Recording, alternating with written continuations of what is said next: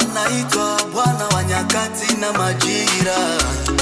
Akipanga kuna wakupinga, alipanga ni enjoy, mina enjoy. Alikumbuka mpaka madui wanashangaa.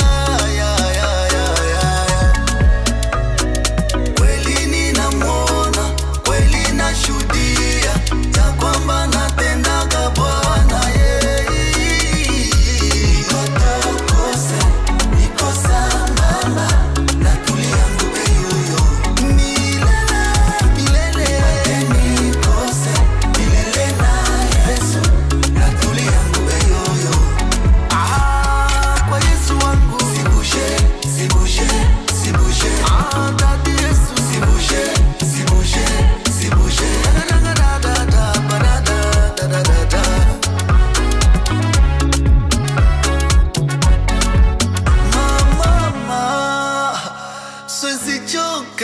Kueleza matendo makuu niliyotendewa na Yesu.